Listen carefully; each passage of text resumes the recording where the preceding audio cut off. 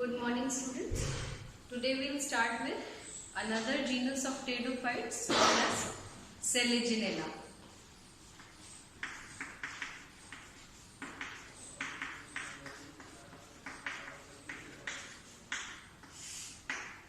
Selaginella belongs to the order Selaginales.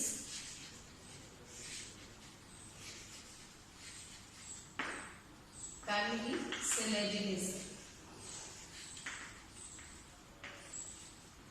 And there are two genera, Selaginella and Selaginites. Now Selaginella is living and Selaginites is non-living, or it is a fossil now. At present day it is in the form of fossil. So it means that it has already been extinct.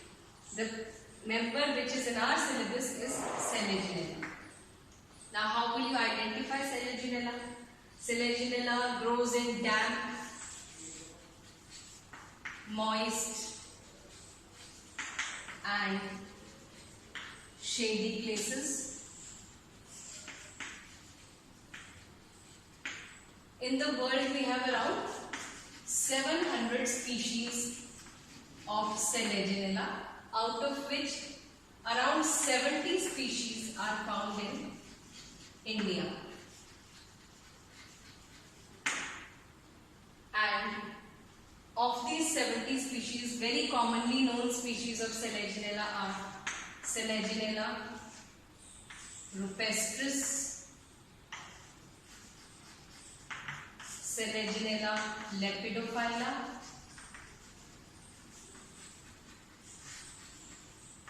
Selaginella craussiana,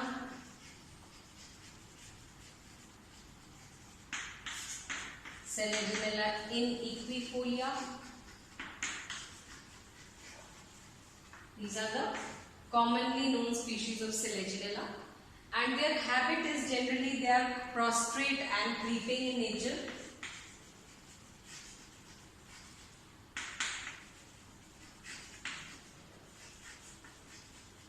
Some may be erect and a few are epiphytic or hanging. For example, Selaginella oregana. It is pendulous in nature. So these are the various habits of Selaginella.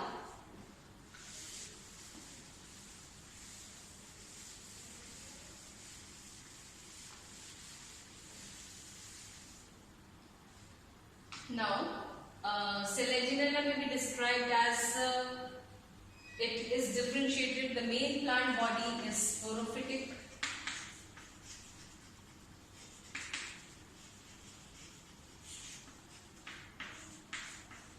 It is sporophytic in nature. That is, it is diploid. It is differentiated into root, stem and leaves.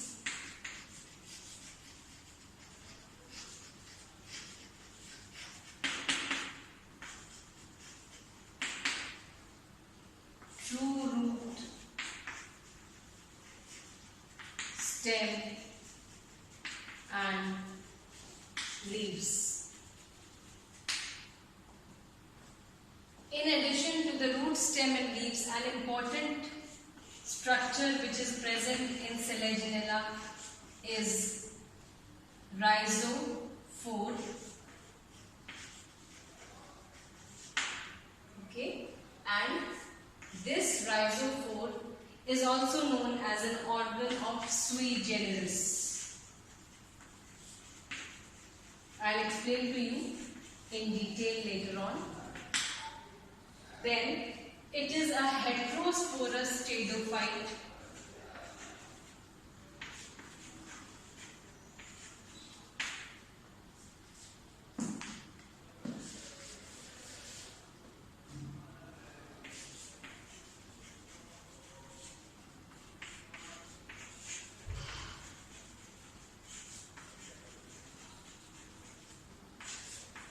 Heterosporous means, as you know, that on the same plant body, microspores and megaspores are present.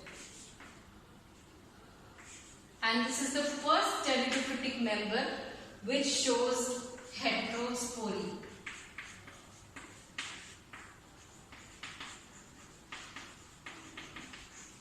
Of pteridophytes which shows heterospory. One thing which you should also know, it is also known as spike moss, small club moss,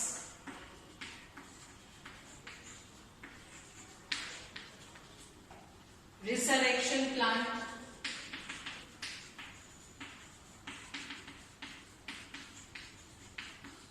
and in Hindi it is also known as संजीवनी बूटी, जो कहा जाता है कि हनुमान जी जो लेके आए थे लक्ष्मण जी का जान बचाने के लिए, रिजरेक्शन प्लांट, क्योंकि it shows सेस्पिटोज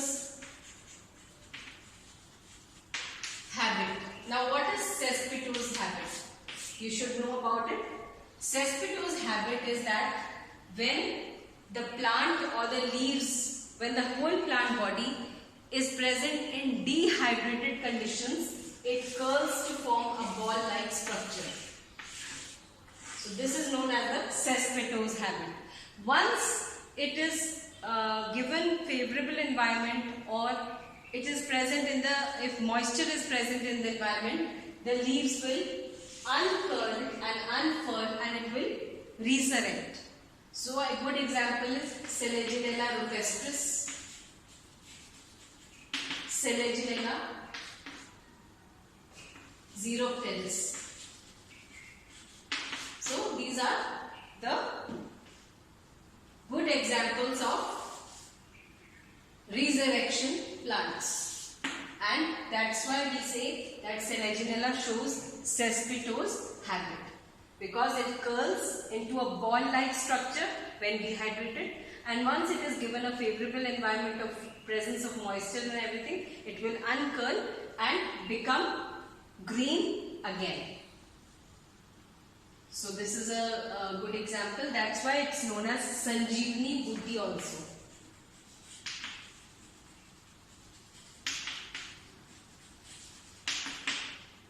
Then this member shows the presence of ligules at the base of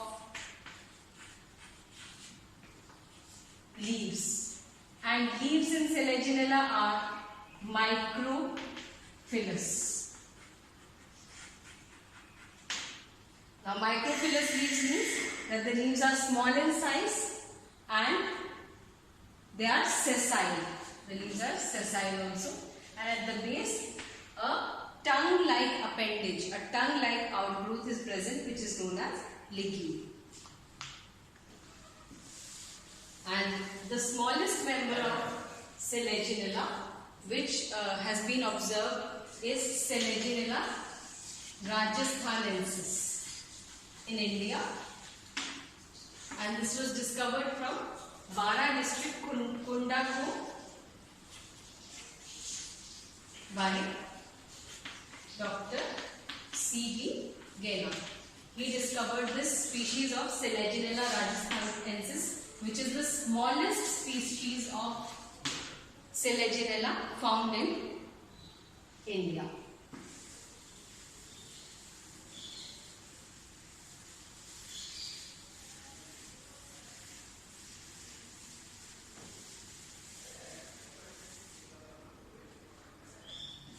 Now, if we talk about the basic structure of Selaginella, as I told you, it is differentiated into true root, stem and leaves. Now, we begin with the root, which is basically it is a taproot, but later on it is replaced by adventitious roots.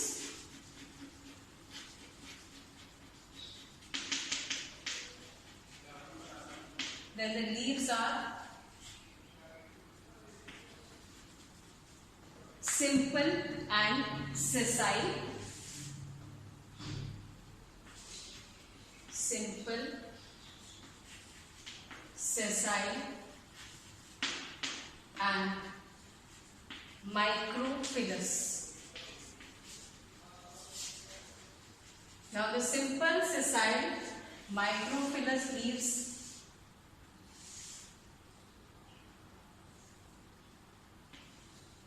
have an acute tip. They are ovate or ovovate in shape. Then the phyllotaxy,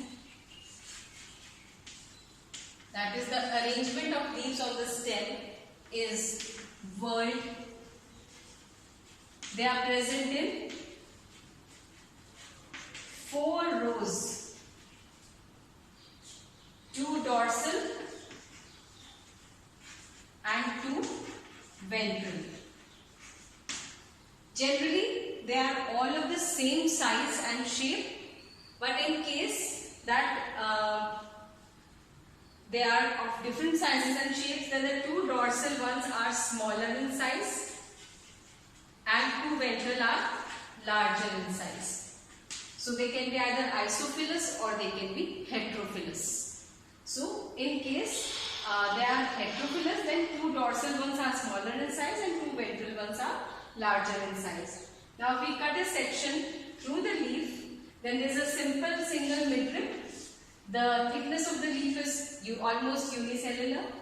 At the base of the leaf, we can see, suppose this is a leaf, at the base we find a small tongue-like structure or appendage known as the ligule. And this is the leaf.